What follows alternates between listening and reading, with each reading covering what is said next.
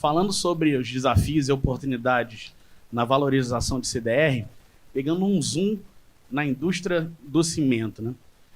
Antes de mais nada, eu sou o gerente de operações e negócios da Geocycle, sou engenheiro de formação e sou certificado na área de processos industriais pela Holcim, na Suíça. Estou acompanhado aqui da nossa equipe, aqui, nossa gerente comercial, a Bernadette Carvalho, e o nosso líder de operações, o Sérgio Camelo. O que é a Geocycle? A Geocycle é uma divisão do grupo Lafarge-Holcim, atualmente Holcim, é uma empresa franco-suíça, que houve da fusão da Lafarge com a Holcim. A Geocycle é responsável por fornecer soluções no gerenciamento e destinação de resíduos, tanto industriais quanto domésticos, ao redor de todo o mundo. Nós estamos em 44 países, nos 5 continentes. Temos aí cerca de mais de 2.000 empregados. Temos 180 unidades aí preparadas para realizar o coprocessamento nas nossas plantas integradas. E temos 80 plantas de pré-tratamento, de pré-processamento de resíduos, né? Temos mais de 10.000 clientes ao redor do mundo e a história tanto da Lafarge quanto da Holcim, temos mais de 30 anos na experiência de coprocessamento. E falando do nosso propósito, apresentando, né, da Geocycle, Mundo Geocycle Brasil, nosso propósito é transformar resíduos em matéria-prima e energia, utilizando a economia circular e reduzindo as emissões de CO2.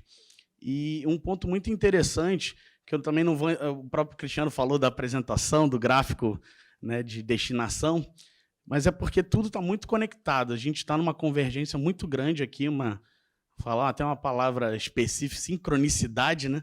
Acho que está tudo culminando.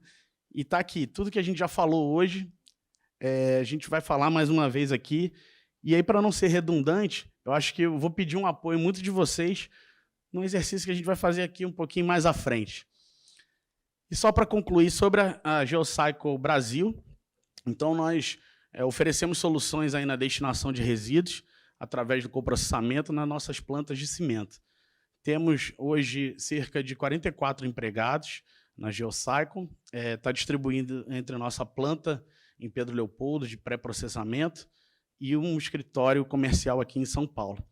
E, com relação à Lafarge-Holcim, temos 5 plantas integradas que realizam coprocessamento. Temos 3 no estado de Minas Gerais, Barroso, Montes Claros e Pedro Leopoldo.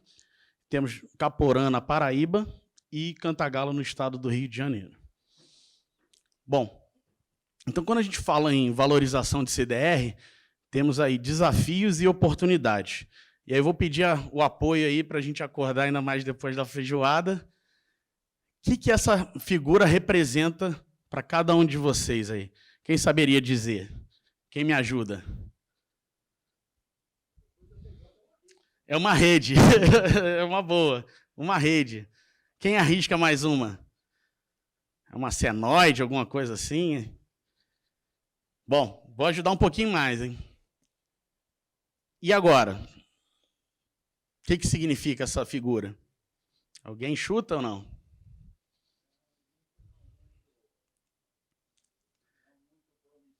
Ok. Estamos chegando lá. O início não muito promissor, né? E aqui chega até a fazer uma queda, né?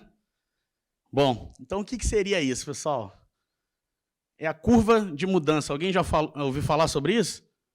Essa é a curva de mudanças que cada um de nós, segundo os estudos, né, desse estudioso, o Kubler-Ross, que todos nós passamos quando acontece uma mudança. Só que alguns passam por essa curva de forma muito rápida e outros demoram um pouco mais. Mas, Thiago, o que isso tem a ver com valorização de CDR e desafios? Tem tudo a ver, porque muitas das vezes a gente gasta muita energia, porque aqui nessa curva é o tempo, no eixo X, no eixo Y, é a energia, é o gasto de atividades que a gente gera durante toda essa curva, né? Que começa aqui com o choque, a negação, raiva, depois a gente começa a querer ganhar com a mudança, aí a gente vai para uma fase de baixa energia, que é a depressão, né? A gente para aqui, fica um pouco depressivo, mas depois começa a aceitar a mudança e entra numa fase de comprometimento. Isso está diretamente relacionado com tudo que a gente falou na parte da manhã de paradigmas, mudanças, e que a indústria do cimento passou durante seu desenvolvimento. Então, quando a gente fala dos desafios e a nossa curva de aprendizado, deixa eu voltar aqui que eu lembrei, eu não posso esquecer esse tema. Meu chefe, quando a gente estava montando essa apresentação, ele compartilhou até um caso curioso. Quando ele começou numa unidade na Bahia, em 1998, com os combustíveis alternativos, e aí nós temos, né, o operador de painel, que é uma pessoa-chave na produção, que cuida da operação do forno, da produção de cimento, e ele chamava de combustível destrutivo.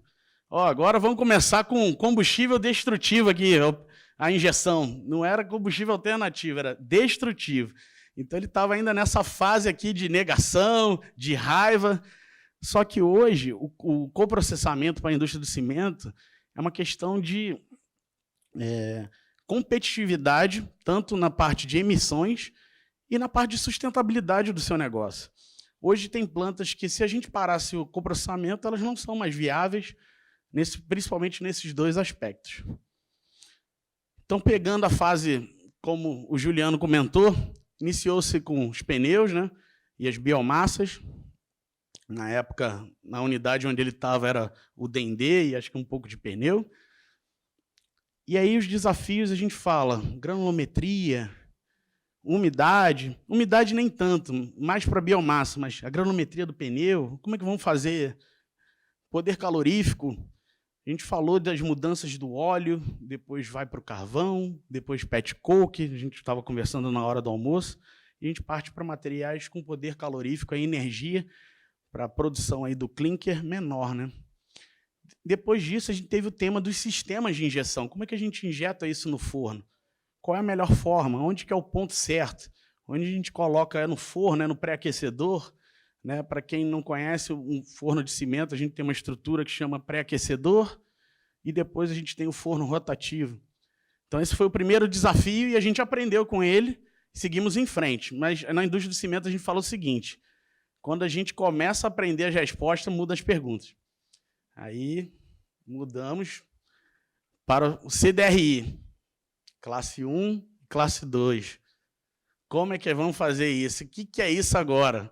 Combustível destrutivo para o forno.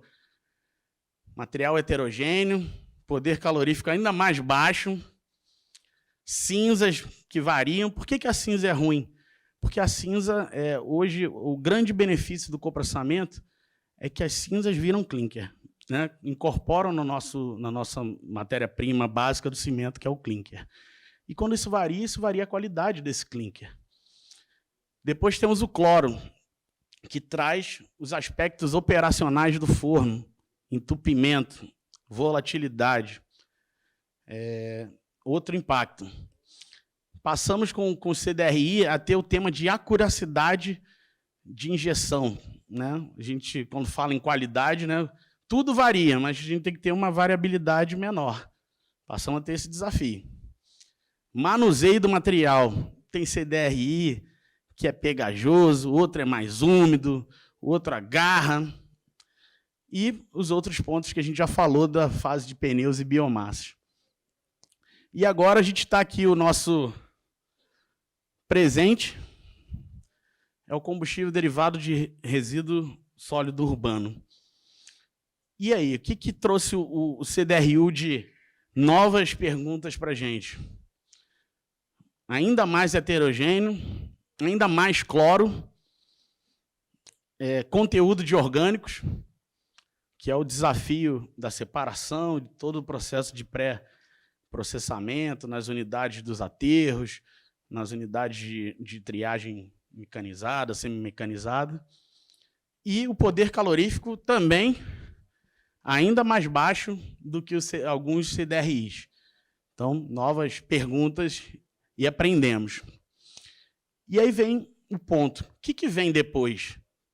Será que para no CDRU? Tem gente que fala mineração de aterro no futuro. Outros tipos de resíduos. Temos mais desafios para frente e vamos ter que aprender e passar por aquela curva de mudança o mais rápido que a gente puder. E tudo isso só foi possível a gente sobrepujar esses desafios atendendo os temas ambientais, sendo compliance, gerenciamento das emissões e saúde e segurança. Por que eu destaco principalmente saúde e segurança? É um valor para a LafargeHolcim, para a Geocycle. E quando a gente fala de combustível, falamos em possibilidade de incêndio, de impactos na nossa operação, saúde ocupacional.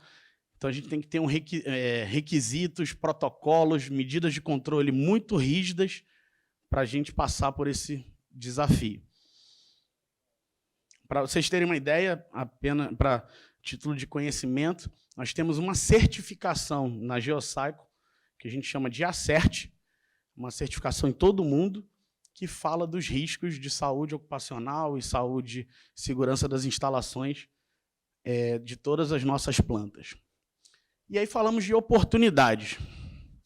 Bom, quais são as oportunidades que nós temos, então? Quando a gente fala em tecnologias, a gente comentou, hoje estamos no CDRU, temos cloro. Já temos purga de cloro através da farinha, através do gás de exaustão do forno. Está ali inteligência artificial. A gente tem plantas que têm sistemas que já operam a planta sozinho. Aqui no Brasil, muitas das plantas já têm esses sistemas. Só que eles estão evoluindo para que se adaptem a esse tipo de variação dos combustíveis. Ou seja, opa, está oscilando esse material. Eu já vou tomar uma medida antes que ele traga algum problema. Um outro aspecto é que nos fornos de cimento, nós temos muito ainda a carga de energia térmica dos combustíveis alternativos no pré-aquecedor. Mas a gente tem um caminho ainda interessante na injeção que a gente chama do nosso queimador principal, né? E a modernização dos fornos. Temos parques com plantas mais de 50 anos, operando, 40 anos. E quando a gente fala o exemplo de outros países, e principalmente a Ásia, temos plantas aí com menos de 10 anos, fornos novos, já com sistemas de recuperação de energia elétrica, preparados para o combustível alternativo. Então, esse são oportunidades, né, que vão aparecendo à medida, como o Bacim apresentou muito bem, do aumento do combustível tradicional, né? Um outro aspecto alguém saberia dizer em qual ano, hoje a gente está na faixa de 20% de energia de resíduos, né, de combustíveis alternativos na nossa matriz energética no Brasil, de forma geral. Alguém saberia dizer em que ano que a Europa estava nesse patamar? Alguém poderia arriscar, me ajudar aí? Quem que chutaria um ano aí? Em 90? Chegou próximo. 1996, a Europa estava nesse patamar de 17% a 20%. Ou seja, a gente tem um gap aí de 26 anos comparado à Europa.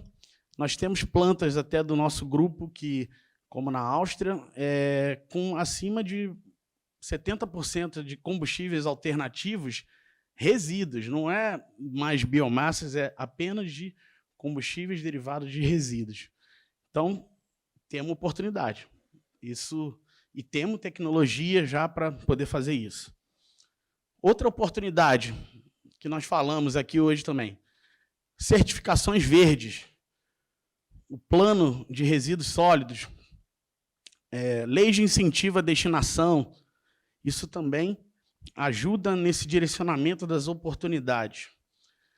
Contar com o poder público. Sociedade, coleta seletiva, redução da destinação de orgânicos. Falamos aqui hoje também, destinamos muito orgânico ainda, né, comparado a outros países, Estados Unidos. Então, termos materiais melhores destinados, né, nos ajuda. Infraestrutura, logística, apesar do resíduo não pode estar muito distante de onde ele vai ser destinado, mas mesmo assim a nossa logística ainda não é super eficiente. Então, com certeza, temos oportunidades aí também. E tudo isso culmina no final com soluções. Mas essas soluções só acontecem com todos esses membros da cadeia atuando juntos. É como uma corrente. Não pode, se um não estiver funcionando, isso não acontece. Bom, um ponto que eu até acabei pulando é quando a gente fala só para... Imagino que a maioria até conheça a tecnologia de coprocessamento, mas a gente tem dois aspectos no coprocessamento. O combustível, derivado de resíduos, que substitui combustíveis tradicionais, combustíveis fósseis, como o coque de petróleo. E nós temos também a matéria-prima alternativa, que ela não a gente não tem a recuperação energética térmica, mas a gente tem a recuperação de outros minerais que a gente precisaria comprar e que vem de algum processo de mineração e a gente substitui. E, por fim, eu deixo aqui mais uma pergunta. Qual será, no futuro, o maior custo na cadeia de produção do cimento, até a entrega ao cliente? Quem que arrisca aí mais uma resposta dessa? Quem me ajuda? Petcock. Pode ser, vamos ver. Mais alguém? Qual será o maior custo, pessoal? Ninguém arrisca mais? Qual? Transporte. Também. Energia elétrica. Mas esse aqui tem a tendência de ser o maior custo, CO2. E como é que o coprocessamento ajuda nisso? Queimar resíduos gera CO2. Só que os resíduos têm uma emissão de CO2 menor do que os combustíveis tradicionais. Essa é o grande sacada do coprocessamento. E, além disso, quando a gente fala de biomassa, seja incorporada nesse CDR ou até com outro tipo, ele separado, a biomassa a gente tem o efeito da neutralidade. Então, pessoal, o custo de CO2 é algo que está chegando. Temos plantas hoje na França que é um custo altíssimo de taxação de CO2. E, de novo, se não tiver o coprocessamento, aquelas plantas não rodam. E para a gente buscar essa excelência nas emissões, a Geocycle acredita em 4 grandes atitudes. A primeira, planejamento e preparação. Isso aqui é um planejamento e preparação. O segundo, comportamentos positivos, ou seja, a gente tem que passar daquela curva da mudança muito rápida. O terceiro é remover os obstáculos. Também estamos fazendo isso aqui hoje, trabalhando para que a gente remova os obstáculos desse desafio. E, por fim, utilizar as lições aprendidas, aprender e utilizar essas lições rapidamente. Era isso que eu tinha para apresentar a todos. Agradeço. Muito obrigado.